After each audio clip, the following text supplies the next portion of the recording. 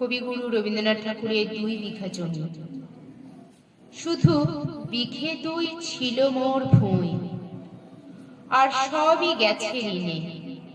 বাবু বলিলেন, বুঝেছ উপেন, এ জমি লইব কিনে?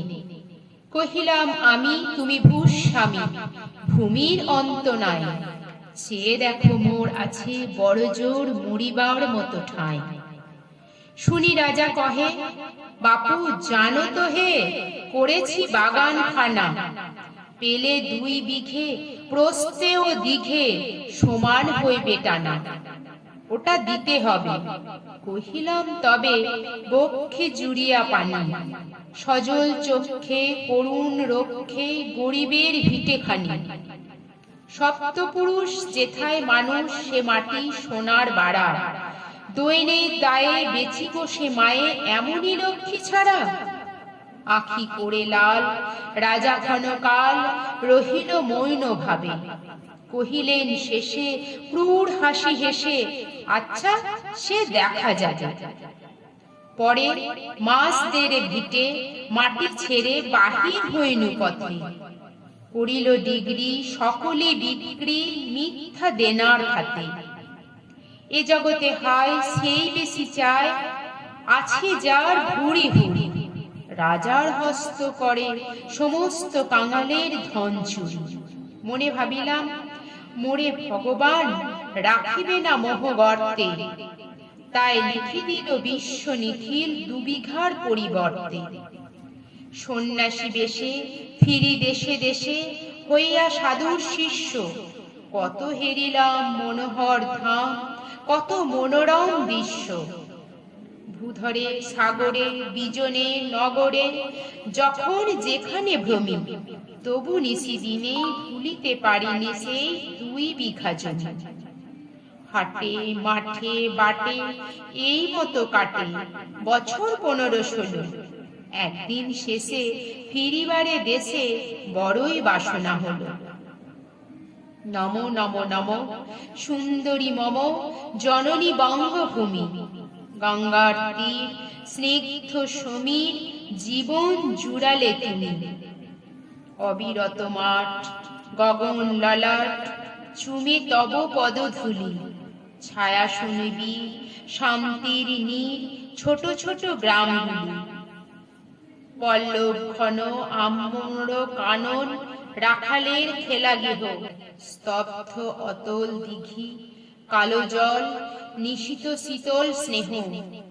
বুক ভরা মধু, বঙ্গের বধূ জল লয়ে যায় ঘরে, মা বলিতে প্রাণ করে আনচান, চোখে আসে জল পড়ে।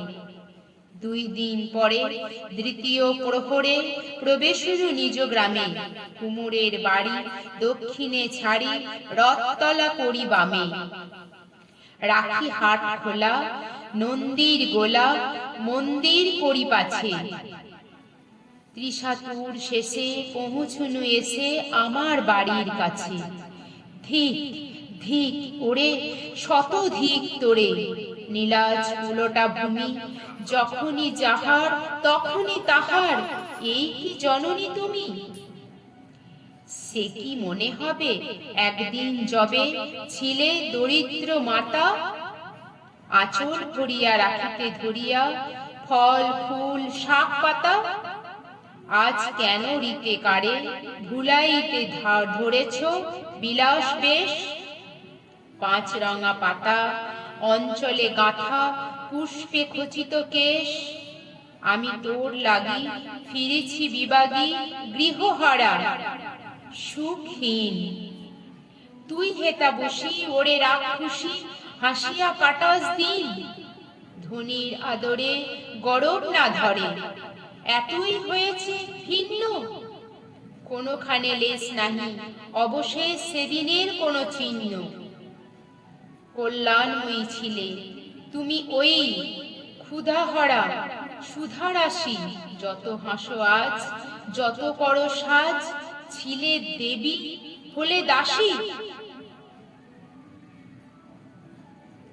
বিদীর্ণ হিয়া ফিরিয়া ফিরিয়া চারিদিকে চেয়ে দেখি, প্রাচীরের কাছে এখনো যে আছে সেই আম গাছ, এ কি? বসিতার তলে নয়নের জলে শান্ত হইল ব্যথা, একে একে মনে উদিল স্মরণে বালক কালের কথা। মনে পড়ে জ্যৈষ্ঠের ঝড়ে রাত্রে নাহিক ঘুম, অতি ভোরে উঠি তাড়াতাড়ি ছুটি আম কুড়াবার ধুম। সেই সুমধুর স্তব্ধ দুপুর, পাঠশালা পলায়ন, ভাবিলাম হায় আর কি কোথায় ফিরে পাবো সে জীবন। সহসা বাতাস ফেলি গেল শ্বাস, শাখা দুলাইয়া গাছে, দুটি পাকা ফল লোভিল ভূতল আমার কোলের কাছে। ভাবিলাম মনে, বুঝি এতক্ষণে আমারে চিনিল মাতা, স্নেহের সে দানে বহু সম্মানে বাড়ে ঠেকানো মাথা।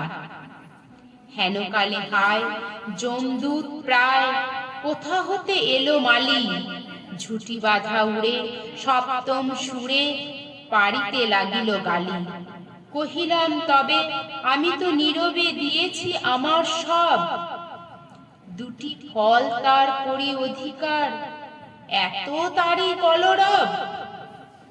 চিনিল না মোরে, নিয়ে গেল ধরে কাঁধে তুলি লাঠি গাছ, বাবু ছিপ হাতে পারিষদ সাথে ধরিতেছিলেন মাছ। শুনি বিবরণ ক্রোধে তিনি কন, মারিয়া করিব খুন, বাবু যত বলে পারিষদ দলে দলে তার শত গুণ।